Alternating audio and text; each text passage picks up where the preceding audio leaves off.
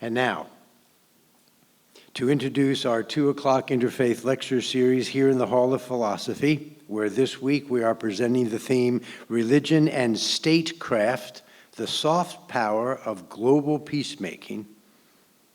Our distinguished guest today is Dr. William Vendley.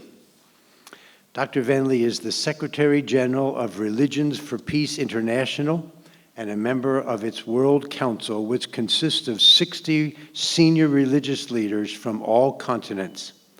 Religions for Peace is the world's largest and most representative multi-religious coalition, advancing common action for peace by working to advance multi-religious consensus on positive aspects of peace, as well as concrete actions to stop war, to help eliminate extreme poverty, and to protect the earth.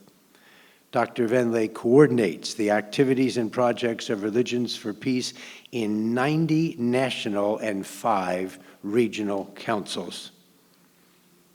Bill founded, with others, the Hope for African Children initiative to address the needs of African children orphaned by HIV/AIDS. He is an advisor to a number of governments on matters related to religion and peace. He serves on the Leadership Council of the United Nations Sustainable Development Solutions Network, and he advised President Obama through his service on the Multi-Religious Cooperation and International Affairs Task Force of the White House-based Faith Council. Appointed by U.S. Secretary of State Hillary Clinton, reappointed by Secretary Kerry as one of 10 members of the U.S. State Department's Advisory Committee on Strategic Partnership with Civil Society, Dr. Vendley is a co-chair of the State Department's Religion and Foreign Policy Working Group. And he's also a theologian. He served as professor and dean in Roman Catholic graduate schools of theology. He earned his BA from Purdue University, was the recipient of its Distinguished Alumni for Science Award in 2005, and he holds a PhD in systematic theology from Fordham University. The title of Dr. Vendley's presentation today is Shared Well-Being, an Emergent Multi-Religious Vision of Peace. And we are grateful to the Eugene Ross McCarthy Memorial Fund for providing support for today's lecture. Please join me in thanking the family.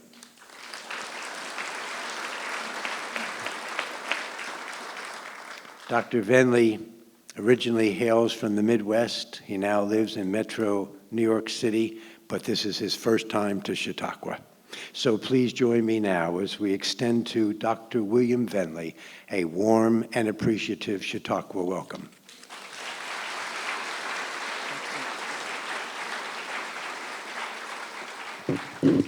Thank you, everyone. What a great pleasure to be here.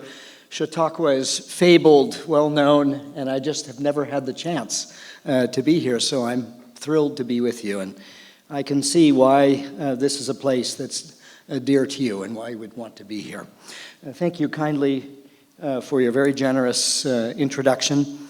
I have a feeling that in this situation, many of you are already very deeply experienced, deeply sympathetic in your own personal lives. The fact that we on this earth are from many different religious backgrounds. And yet the beauty of those backgrounds is that precisely they call us into a profound solidarity with each other. And so I'm going to reflect with you on the very good news of multi-religious cooperation.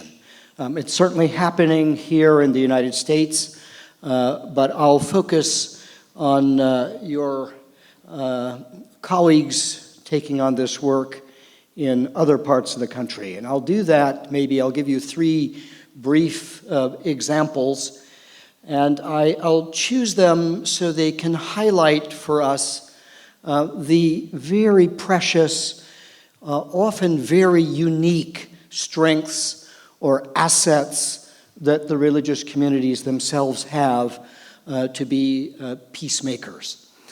Second, I'm going to share with you an emergent, multi-religious vision of peace, a positive vision of peace. Certainly, all of the religions have their own respective visions of peace. Are there elements shared by the religious communities which would be anticipatory symbols, if you will, of the peace that the human family is striving for? It'd be my pleasure to report on how that's going forward among remarkable groups of religious leaders.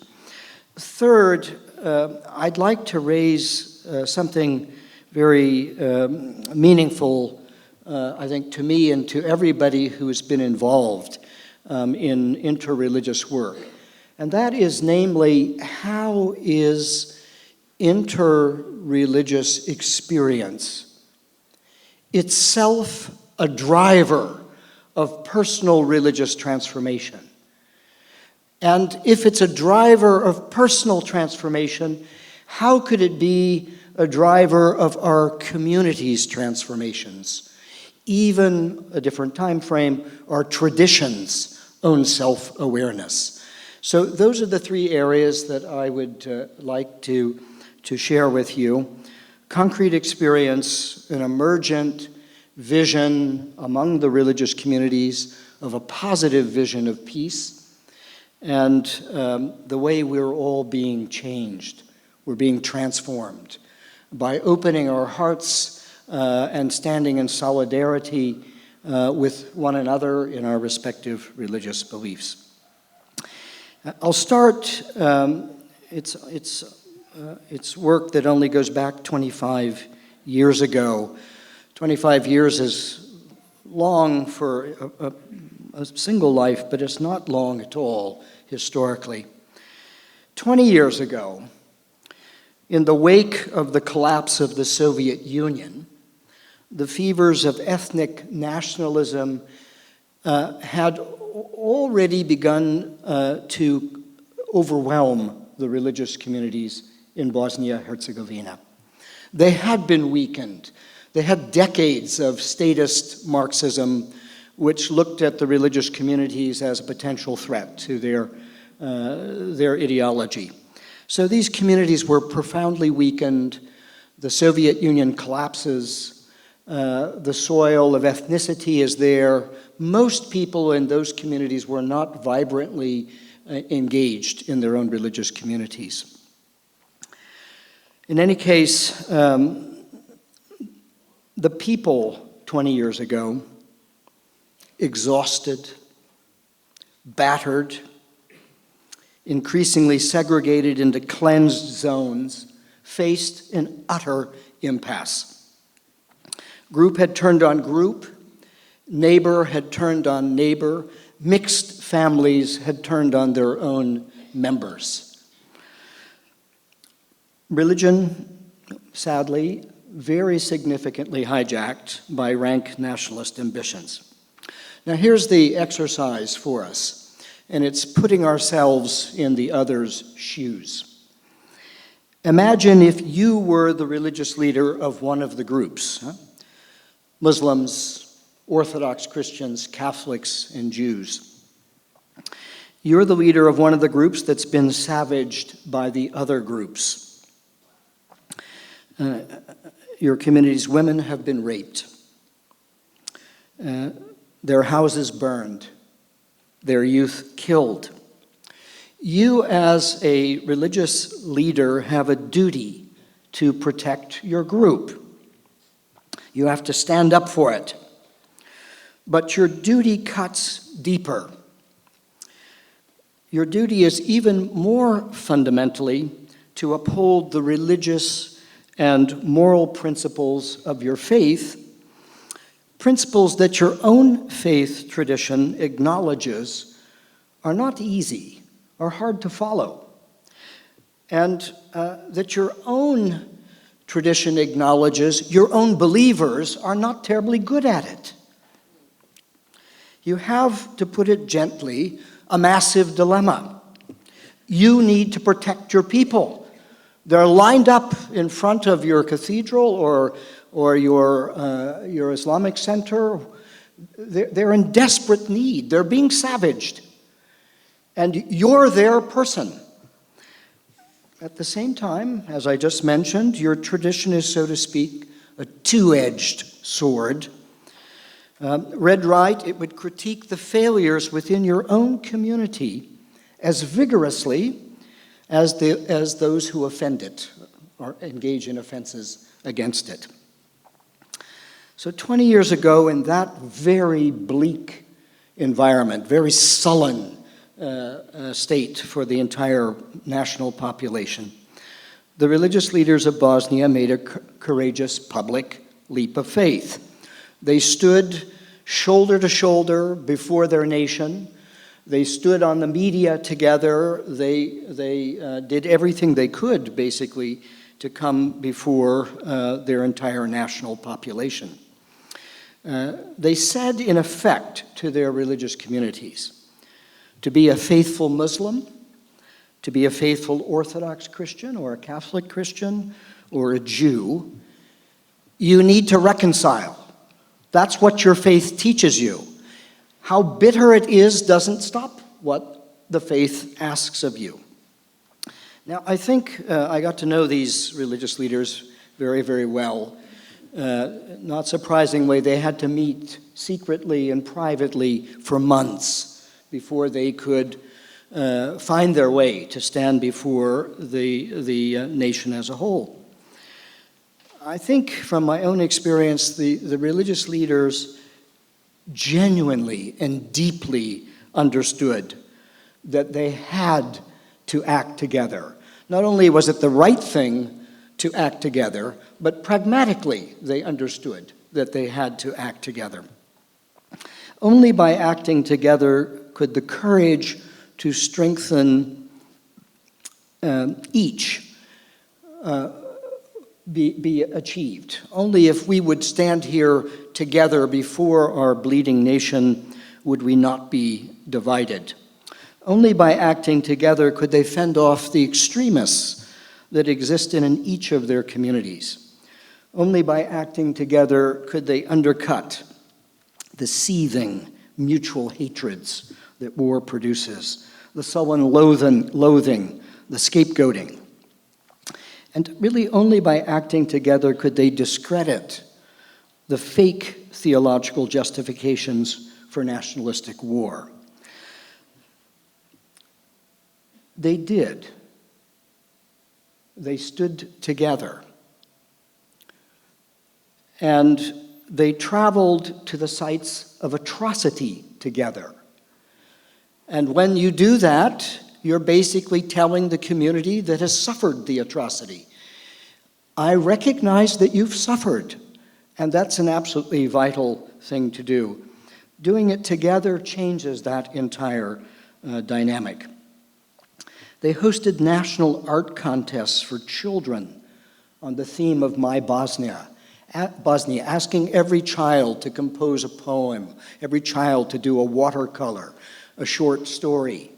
And then they got the nation's best artists from all communities to award children national honors for their artwork on their single country. They drafted a national law on religious freedom, which also cleared the space for civil society organizations. They worked with the police, courts, and the press to delegitimize, and they actually produced a documented steep decline of hate crimes against religious sites. Most of all, they helped slowly, patiently, to rebuild the trust that had been savaged by the war. Standing before Secretary of State Madeleine Albright and Ambassador Richard Holbrooke, who was the chief negotiator of the Dayton Accords, which ended that war, Dr. Mustafa Seric, the then Grand Mufti of Bosnia, said it in public, I do not know where I personally, where my country, where my community rather, or where my country would be without the multi-religious cooperation. He happened to mention Religions for Peace, but what he meant without our having stood in solidarity across our different religious traditions. So it's an early case, right as the Cold War was ending, right as we were all moving into a very short period of time that would be American unipolar power. And of course, we've then moved into a very different period of history from Iraq forward. Second quick example, Sri Lanka. You will remember, particularly if I remind us a little bit, that Sri Lanka has a great majority of Buddhists. It's a dominantly Buddhist population. You can further recall that the conflict in Sri Lanka began in 1983 with intermittent insurgencies, quite violent extremist insurgencies of the Hindu heritage, using that word in quotations, liberation tigers of Tamil Eelam. They had come into Sri Lanka, they were actually brought in to pick tea, and they wanted their own state. Beginning in 2006, the government launched major attacks against the Tamil stronghold in the north. The great fear, and this always happens in insurgency-type situations, is that the population, not well represented by the insurgency, is typically trapped between the violent extremists of an insurgency, if they are violent extremists, and a government response. And that was the great fear, that a vast number of fundamentally innocent, non-combatant Tamil population would be lost. In 2007, in the height of this very acute moment of the conflict, the Cambodian, so a distant state, neighboring state, again also a Buddhist majoritarian state, the Cambodian Supreme Patriarch, Venerable Tep Vong, traveled to Jaffna, that's the major Tamil Hindu city in the north of Sri Lanka, to stand side by side with Sri Lankan Buddhist leaders willing to meet their Hindu, Muslim, and Christian counterparts. So what was Venerable Tep Vong from Cambodia doing in Jaffna, a war-torn Hindu Tamil majority city in a Buddhist majority state, waging war against the Tamil insurgency? Why would Venerable Tep Vong show up here? The short answer is that he was using his unquestioned status and authority as a top Buddhist leader to say to his fellow Buddhists in Sri Lanka, especially those seized by sectarian passions, that it is truly Buddhist to reach out across ethnic and religious lines, not only in a civil war, but especially in a civil war. Venerable Tep Vong had his own personal credibility beyond his high office. During the Pol Pot regime, remember the genocide in Cambodia, he was executed and thrown into a ditch. But he didn't die in the ditch. Instead, he drug himself out and went on to dedicate his life to rebuilding the Buddhist Sangha in Cambodia. Sitting together in Jaffna, a very forlorn city at that time, as shots rang out in the dark, I asked him how he could keep his balance. He'd seen so much devastation in his own state, and now he had come to this city, Jaffna, in the north of Sri Lanka. I asked him how he could keep his balance in the mindless suffering of war. It's simple, he responded with a voice that was disturbingly simple to me. In Buddhism, we are called to return hatred with kindness, something that is resonant, I think, for all of us. So a Buddhist monk from Cambodia traveling to the Hindu stronghold in Buddhist-majority Sri Lanka to use his Buddhist credibility to delegitimize extremist tendencies within his sister but beloved Buddhist community. A high irony? Perhaps, but Venerable Tep Vong would say it's just being a Buddhist. Today, the Interreligious Council, the council in Sri Lanka, has 17 district branches, continues to rebuild trust across all the communities, and it has very specific programs designed to assist war-widowed members of all the communities. One more quick example, and I'll draw a few simple lessons. The third example I raise is Sierra Leone, little state in West Africa. All these places, by the way, these were like schools for me. All these places I was deeply privileged to work and to live for periods of time. But here in Sierra Leone, let's recall, it was gripped by a brutal war, civil war, that lasted 11 years. From 1991 to 2002.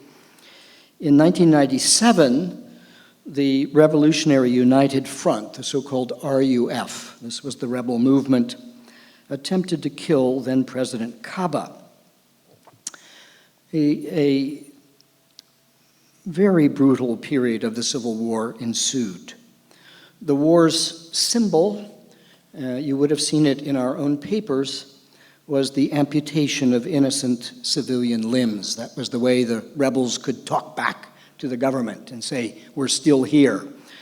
The violence was so grotesque that all informal channels had to be broken. The government didn't have the credibility to negotiate with these who had so savaged their population. Negotiations were unthinkable. It was total war. No chances for any political solution. Enter the Religions for Peace Interreligious Council of Sierra Leone's Women of Faith network. The women, Muslims and Christians, went together unarmed and alone into the bush to talk with the rebels. They secured the release of 50 child captives, 50 little children that had been captured. The rebel army, the RUF, specialized in capturing children and turning them into soldiers. They brought the children to President Kaba, the head of the state. This act did far more than free innocent children, although that would have been enough. It actually opened a channel of communication between the rebels and the government that led eventually to the Lomé Peace Accords of 1991. The Interreligious Council was asked by the government and the rebels to help facilitate those peace accords. So the story that I share is that the women used their power as women of faith. They all of them, known to me, they all happened to be mothers as well. And they used that mother power in the bush to secure the captured children and to open, ultimately, a true channel for negotiation that resulted in a peace treaty. Now, I use these three examples. There are hundreds of examples that I would be happy to share, but I'll simply say there are lessons that are useful, I think, from these. And I would also point out that we ourselves are using these lessons. We keep gaining lessons in every area that we work, and they're relevant in the next conflict. So today, in today's conflicts, the work of what I've just described becomes a kind of legacy for us to sort of adapt and further build. First lesson is one that I think is very intimate. One wants to speak with respect for every single human being, whether they profess a belief or not.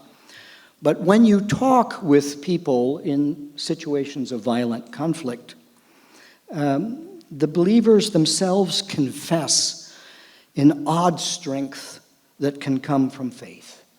They're very open about it. My faith is helping me when I have nothing else. They confess that they have a hidden source of strength, spirituality, a living link with transcendent mystery that grounds their lives. Often it is the kind of dark night of affliction, gross injustices, withering losses, that like an X-ray helps people of faith actually focus on how powerful their own faith really is for them. In fact, in all the conflicts that I have experienced, religious people, and it's not restricted really, it's people, do bear the unbearable, do find hope where there appear to be no grounds for ordinary hopes, and do sacrifice themselves out of love for others. They do, and it takes time, but I've seen it again and again, they do forgive the unforgivable. And these spiritual strengths manifest in the person I mentioned, Venerable Tep Vong, I think are incalculably powerful and helpful for those who are enduring violent conflict, but also to summon the strength to try to heal from violent conflict. Second, I would simply note that in addition to those spiritualities, we should never underestimate religious communities' moral sensibilities, these profound discourses that have gone on across the lives of our religious traditions, which prosecute again and again in all sorts of vicissitudes, what does it mean to be a good person, a successful person? What would a flourishing community look like? How would I be faithful to being a successful person or to be part of a successful community in complicated, tragic, even distorted circumstances? And that's when you need a moral heritage. If it's clear, just do the right thing. If it's broken and twisted and you're conflicted because if you do this, you get punished, and if you do that, you get punished, then you need a moral heritage and a refinement of conscience, the cultivation of character, the establishment of virtues as a basic standard by which we would try to operate as persons. And this, if we stop and think about it, is the day in and day out business of our religious communities. Wipe it away, and we don't even have the raw materials to try to recover from the devastations of the conflicts I've described. Third, I don't think we can underestimate, when we're thinking in terms of religion and soft power, the vastness of the religious infrastructures themselves. All of the temples, mosques, churches, synagogues, all of what are congregations for each tradition becomes the center where spiritualities are cultivated, where the moral heritage is advanced across time. And we have found in multi-religious peace work, conflict resolution work, that if you can drive the work down to the congregation level, so that in every little village, in every congregation convening, there is in a certain way the consensus among the religious leaders in terms of the path to peace, you have an amazing strength. In the case of Bosnia, after the Lomé Peace Accord, quite literally, virtually 100% of the mosques and 100% of the churches became centers of advancing the reconciliation from their own painful civil war. There was no substitute for that. And of course, it was only the religious leaders who knew the rebels and also knew the government people, because they had congregations on every parts of that country. So those are just exquisite assets that we're slowly learning how to mobilize as really frontline, irreplaceable assets in the area of multireligious cooperation. Let me now move to a second point. If the first is to rehearse in our minds that, in fact, in country after country, the religious communities are working together.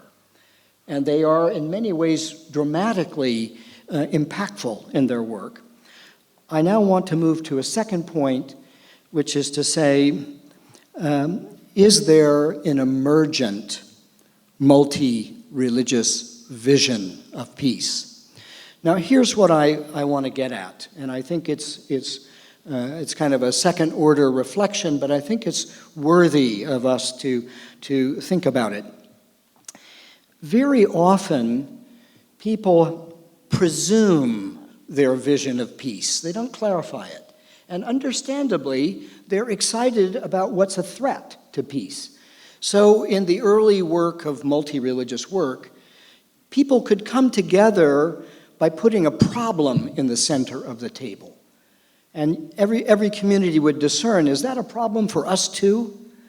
Child hunger, violent conflict, extreme poverty, gross violations of human rights, the threat to our environment. Those kinds of problems are placed right on the center of the table. And if the moral horizon of each community matches up, that that's a problem, we've got a common agenda. And that's a very common and very legitimate and productive way in which multi-religious work has gone forward over these last decades. Behind that, however, is something extremely gorgeous that is only recently coming out on the table. If you had at that table a Jewish person, a Christian, a Muslim, a Hindu, a Buddhist, a Sikh, a Jain, right, and others, in the back of their mind, they actually have, from their own tradition, a heuristic, that means anticipatory, a named unknown, vision of peace. Shalom is a short word. Salam is a short word. Shanti is a short word. But it suggests in those traditions, and there are analogs in others, a comprehensive state of human and social flourishing. What would it look like if we were living into the completion of our religious visions of peace, right? In fact, that's so central, even if it doesn't show up first at the dialogue table, it's so central that you can't see a threat to peace as a threat unless you've already got a positive vision of peace. The negative doesn't show up as a negative unless it's horizoned against some more sublime vision of what it would mean to be truly a person and truly in community in a way that was flourishing. So what's happening is that in many, many circles, the task list is doubling. Religions shouldn't just cooperate against the threats to our human dignity, against the threats to the common good, right, to community writ large. It should also collaborate on how to nurture the flourishing of human dignity and how to nurture the common good. What's the positive agenda, right? So that's what I'm personally so deeply excited about, to see it begin to emerge. And I'll give you a little interesting history as this is unfolding in my own personal experience. In my own organization, Religions for Peace, about every 5, 6, or 7 years, depends on the financing, as how we convene a World Assembly. About 1,000 very carefully chosen religious figures with some relationship to religious global demography and geography are convened. And they're convened to mutually discern not just the threats to peace, but the shared elements of a positive vision of peace. So in 1994, a World Assembly of Religions for Peace, hosted initially the opening session by Pope John Paul II, and then moving to northern Italy for the rest of its assembly, the theme was common healing. And it was a recognition that you don't get healed just alone. You're typically healed in relationship. And if you've suffered grievously, it's incalculably helpful if those who have hurt you can help, in some sense, your healing process forward. This is true personally, but it's also true historically. So back in 1994, common healing. Common healing was suggestive that we're all in this together, but that we've got to take responsibility together for one another. That was followed by a World Assembly on common living in 1994. And that focused very expressly on the critical role of the common good in all of our societies.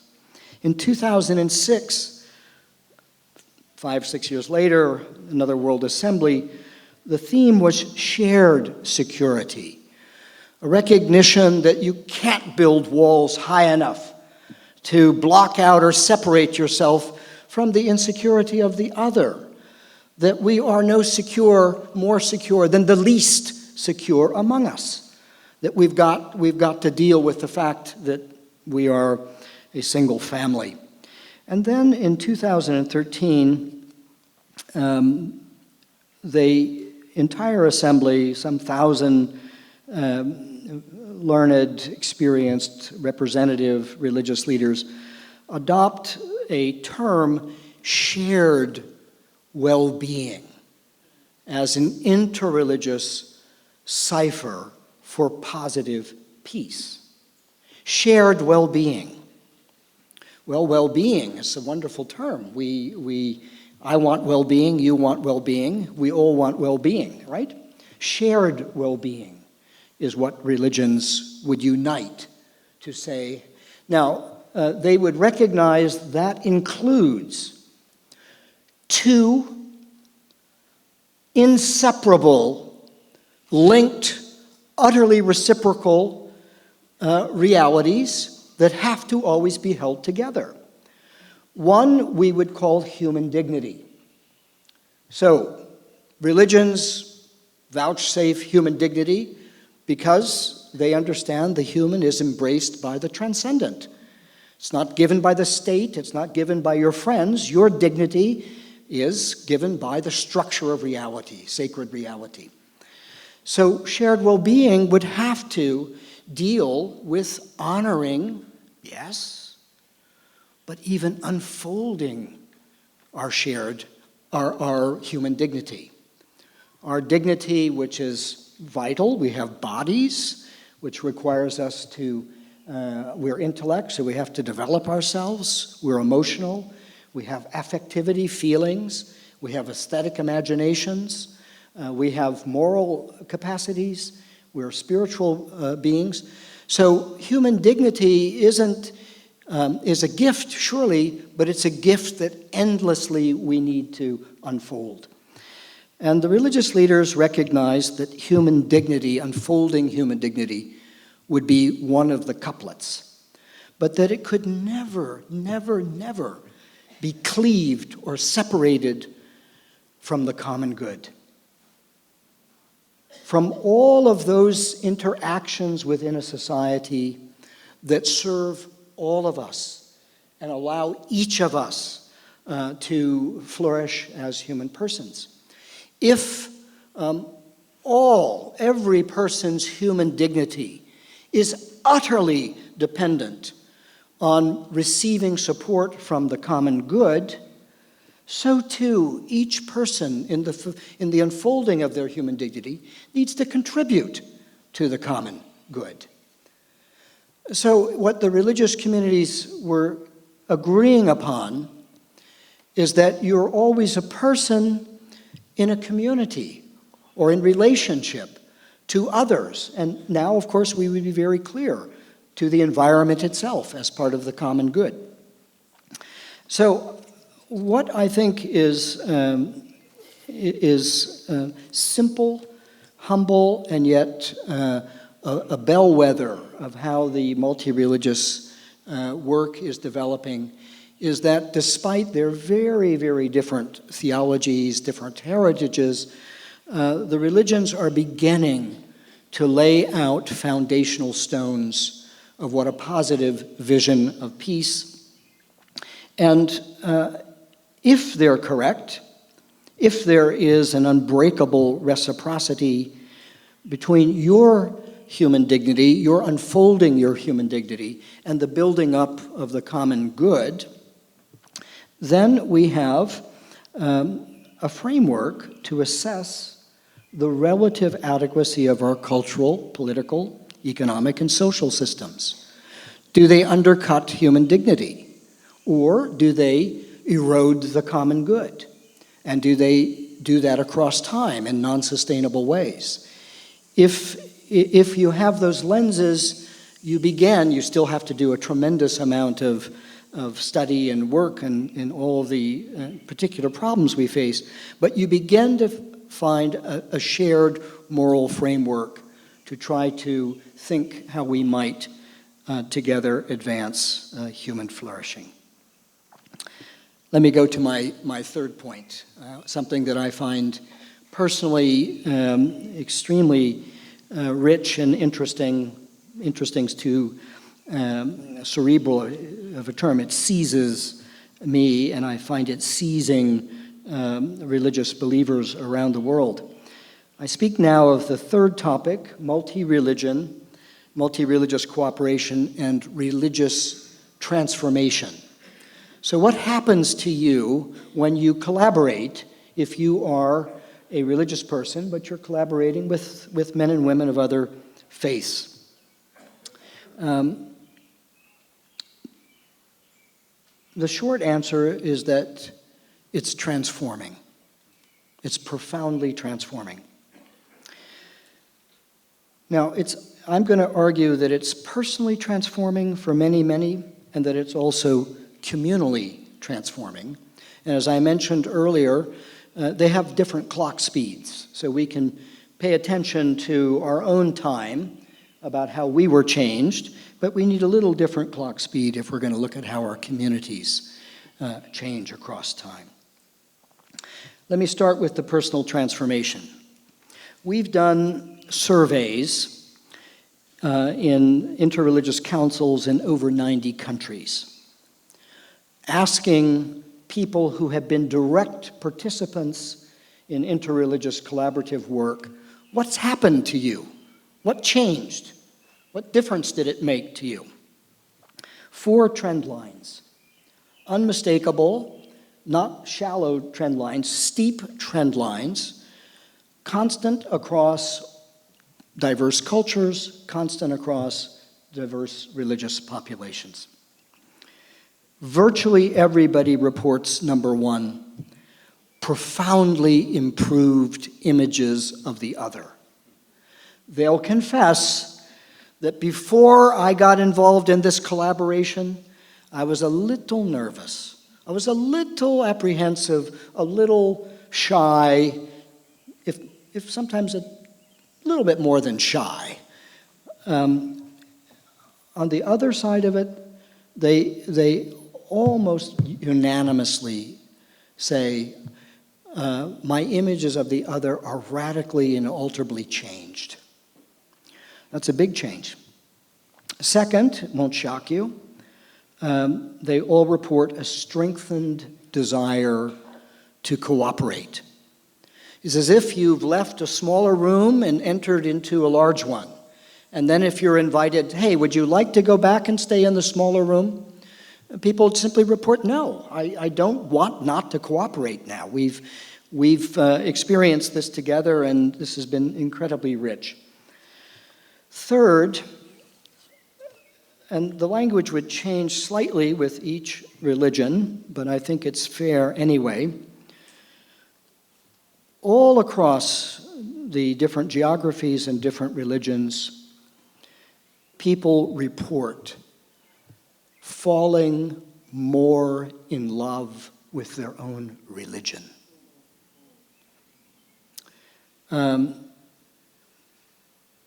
Very few conversions out of their religions. Almost everybody reporting that by working with the other, I discovered elements of my own heritage which were completely out of focus for me. And some way, by working together with the sincere person of the other faith, I've rediscovered precious, liberating dimensions of my own heritage. Remarkable finding. Fourth, the Latin tag is cor ad cor loquitur, but it's known in every language. Cor is heart, ad is two. Heart speaks to heart. Good eyes see the good everywhere. The merciful heart sees mercy over there and is thrilled. It doesn't care where that doesn't need a label from a particular group. If it's merciful, they get it. In short, one begins to see the other through the ever more radiant mercy known in one's own tradition. In fact, people in multi-religious work, yes, of course, they become friends, but they become bonded with solidarity and affection that the common term is family. They will simply describe the other as a family member. So I think those 4 points are constant, they're underway. People are being personally transformed. Their images of the other, their desire to collaborate, they're falling in love with their own faith, and through a deeper understanding of their own faith, seeing the beauty through the deepest heart of their own religious heritage. That's a big change. Next, I want to talk about communal transformation through cooperation. Again, I mentioned that one needs to adjust one's time frame a bit. Nevertheless, there's strong evidence for this. Now, I want to give an image to invite us to think about this topic. This is a big and challenging topic in a way. I've just come from New York City this morning, and it can be described in many, many ways. Many of you know it well.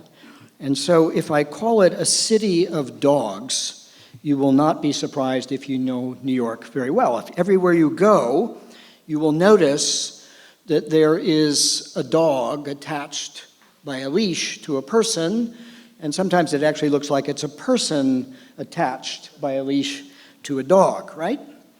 So that's New York, because we live in the little houses, little apartments. Now, what's odd, but if you pay real attention, which I sometimes enjoy doing, as I watch this tether and these two beings on the tether, the clearer it becomes that there's an uncanny resemblance between the two beings attached to the leash, right? One sees bright, chipper people connected with perky dogs, right? And one sees proud people with proud dogs, typically. And grumpy people, you get it, are not too infrequently leashed with a grumpy dog. At least this is a startling thing to observe, say. So something is going on, right, between the two, connected by the leash. Somehow, the beings on each side of the leash seem to be influencing or mediating some quality of the comportment of the other being on the leash.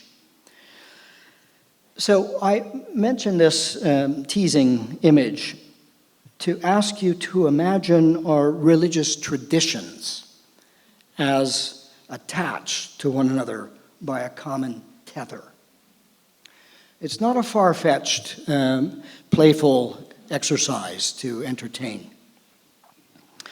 So imagine how they can participate in a kind of mutual self-making of the other, a mutual self-mediation, where I'm making you and you're making me. Now, they could mediate it in a variety of ways, as the little dog illustration makes clear, right? They could mediate it in ways that draw forth hidden beauties, or they could self-mediate in ways that highlight estrangements. I ask you to think, for example, of the early rupture between Judaism and Christianity. It's a couple of thousand years ago. We all know most Jews didn't accept Jesus as their Messiah. They read their sacred scriptures from a received tradition from their perspective. On the other hand, soon the majority of the Christian community, certainly not anticipated probably by Paul, but soon the majority of the Christian community were no longer Jews, right? In a very short number of certainly centuries, but even shorter than that. And they increasingly read the Jewish scriptures from their standpoint, which they were not Jews.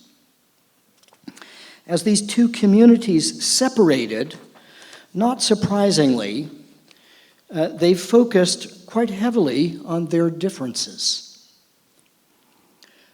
They, so to speak, mediated their differences to one another. You hold that? Well, we hold this, right? And the more I make it clear to you that I don't follow what you're doing, the more I'm, in a sense, able to define my own particular differences. And those differences became exaggerated. Each community over time could become increasingly out of touch with the other. The state of being out of touch can elicit even further being out of touch. And we know in the last century, as a dramatic denouement, the staggering dimension of tragedy that ensued.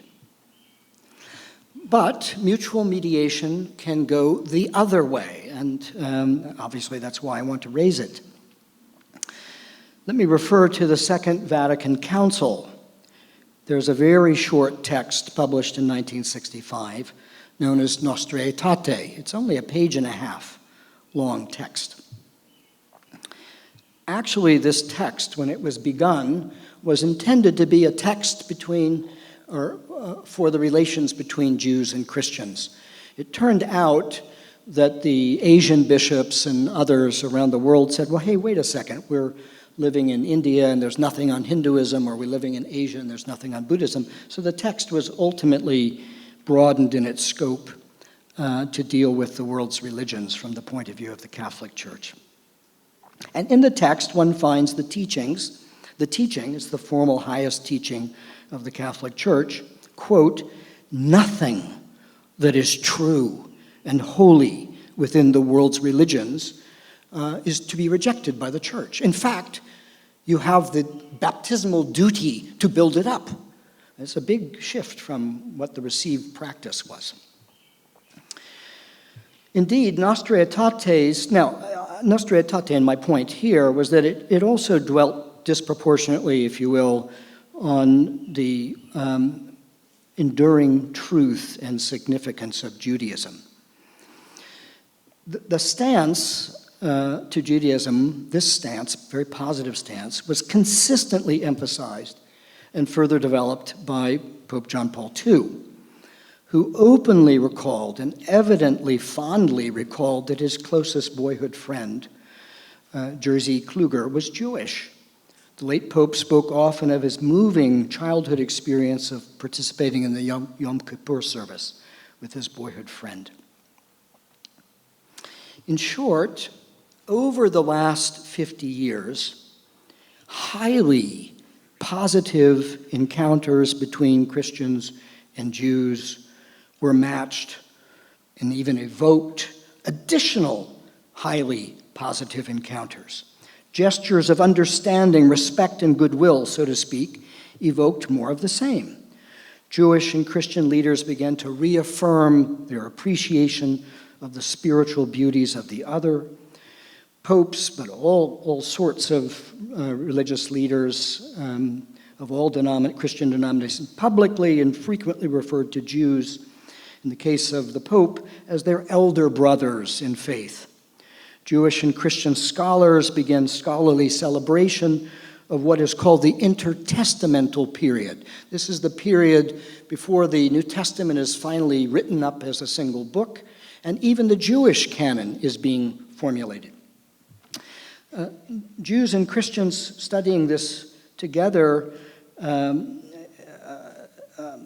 recognize that this is the period where the two communities were really establishing their very separate identities. Today we understand that in greater historical detail, perhaps in some ways even more than the protagonists themselves. And we can see that there are real differences. We can see that there's profound areas of common sharing. And we can also see, scholars in both communities can see the misunderstandings that ensued across the two communities' communications. All of this has been a two-way street. On 3 December 2015, not long ago, right? Eminent mainstream Orthodox rabbis published the statement, quote, "To do the will of our Father in heaven toward a partnership between Jews and Christians." In that statement, the rabbis said, quote, "Now that the Catholic Church has acknowledged the eternal covenant between God and Israel, we Jews can acknowledge the ongoing constructive validity of Christianity as our partner in world redemption."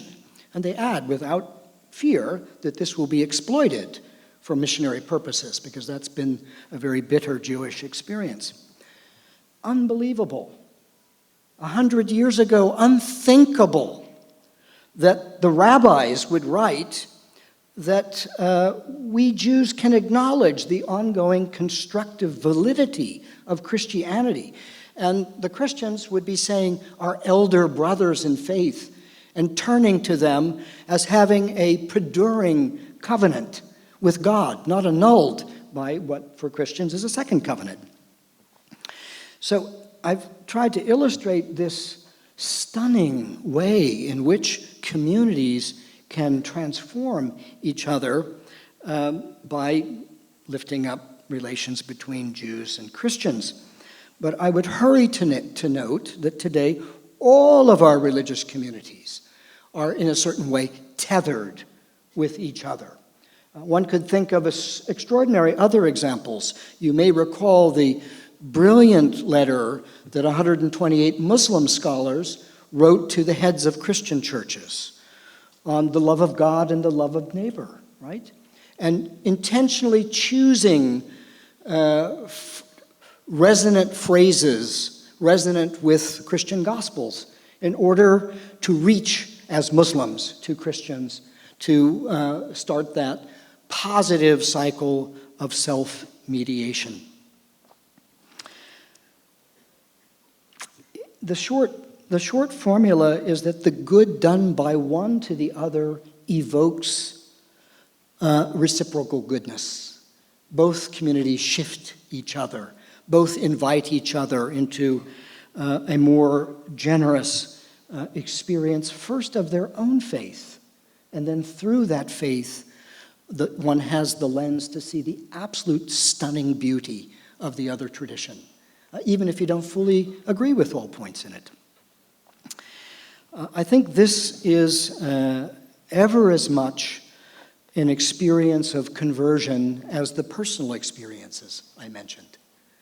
These are the experiences going on between us as communities.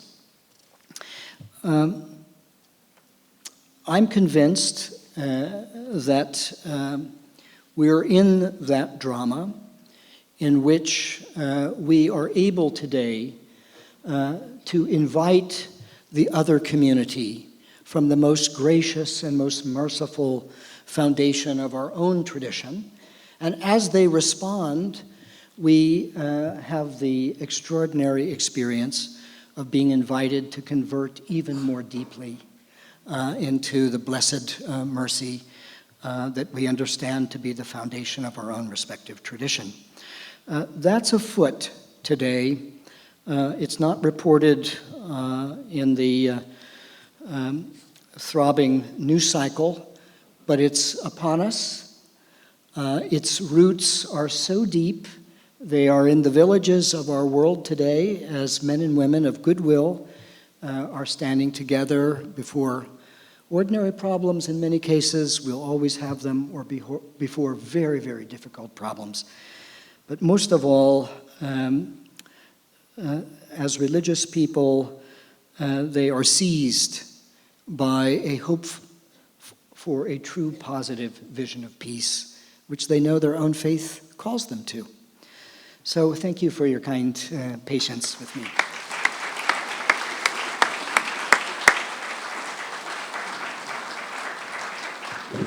Dr. Vendley, we thank you for your inspiring lecture today, and in keeping with our tradition, we're going to have a time for questions and answers. We have about 10 minutes. Dr. Vendley has to catch an airplane out of Buffalo, so we're going to cut off at 3:15.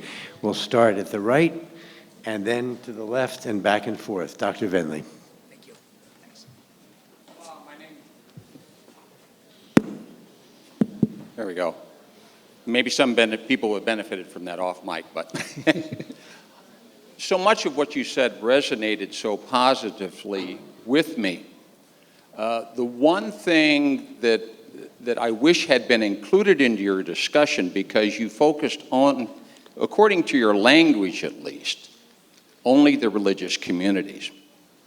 Now, I would hope that your organization includes secularists, humanists, nones, and others. And does it in fact include people of non-faith or don't have a faith? It's a national decision. A few of the national councils in Scandinavia have chosen to do that. In other parts of the world, they have not chosen to do it. And so does your organization that you work with include secularists, humanists, and others that, let's say, don't have the faith tradition as part of their inspiration? Yeah. As I mentioned, in some of the national affiliates, that is. But in other parts of the world, that would not. Oh, I understand that. Be something very attractive at this moment. Yeah. And I think that just one comment. I think what you say resonates so much with me because the truths you have are. I share all the truth, except I don't have the faith in necessarily the belief in a creator. Mm-hmm. And I think it was said yesterday that just struck so, if in fact we have collaborative action, not only do we overcome the differences in doctrine, we also overcome the difference between the religious and the non-religious, because the work itself transforms us all. And the doctrine, in fact, is something we can talk about after we've gotten the work done. Mm-hmm. And I think that's I think resonates so well with me. So thank you. Thank you very much. I mean, I emphasized religions. That was my assignment. But the key point that you make, I think, is well accepted, and that while religious people might want to work together with each other in special ways from time to time, they're fundamentally open to the good wherever it would come, and with gratitude for it. Thank you. Yep. There is no question that faiths are coming together in acceptance, in tolerance, and peace. There's a counter movement going on today, the unquestionable rise of anti-Semitism. Mm-hmm. Mm-hmm. How does that fit into this? Mm-hmm. And what is religion doing about that? Mm-hmm. Thank you. Yeah. There is a deeply disturbing rise of anti-Semitism. You're exactly right. There is a more general rise of social hostility, of groups not trusting groups. This is measurable. There are declining measurements of social trust around the world. I think the short answer is that people in this work recognize that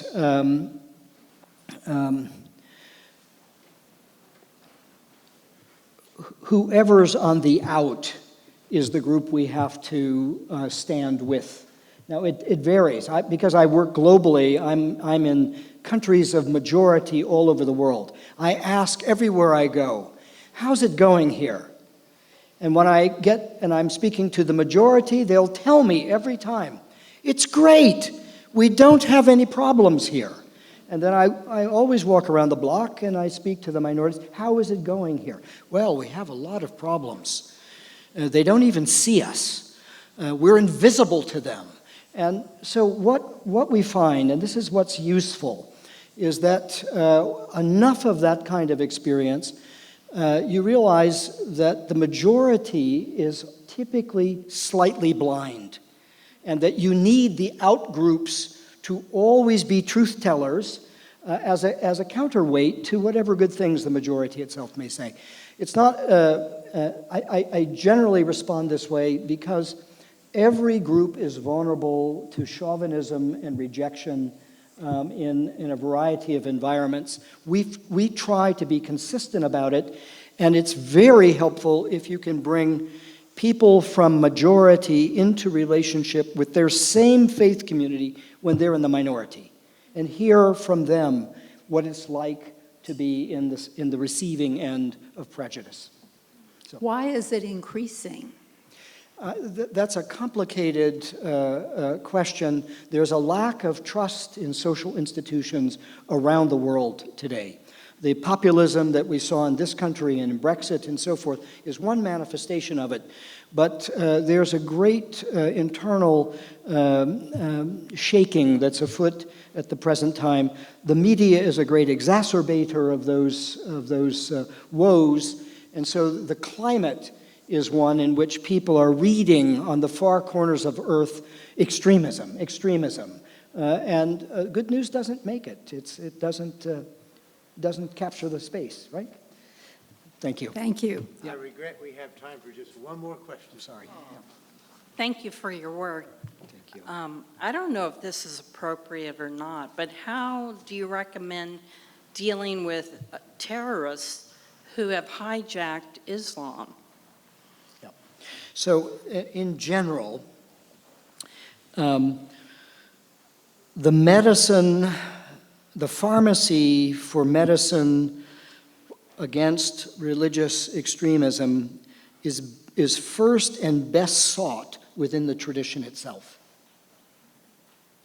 There's no substitute for Islamic retrieval of authentic Islam as a counterpoint to misuse of Islam. And so I think for the religious person, the first line is supporting the religious community in its own authentic voice, both decrying what is wrong and asserting what is dignified and positive. So that's the line that we find most useful in the interreligious work. Happily, and I'll have to end with this, happily, I'll be giving a talk in 2 weeks in Japan on violent religious extremism.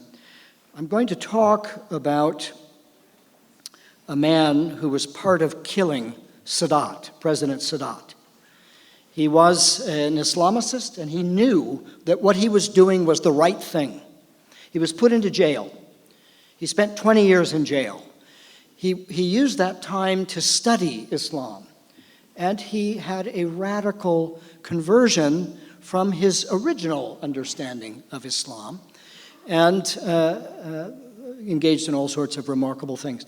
What I think is helpful is that youth who are vulnerable to these pressures need to see persons within their own community that they can truly identify with.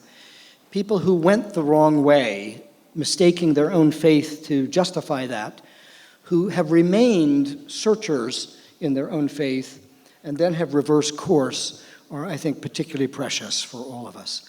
So I think there are many examples of these kinds of people. They're not as well known as they need to be, but my general point is the pharmacy for healing is within the tradition itself. Thank you. Thank you very much.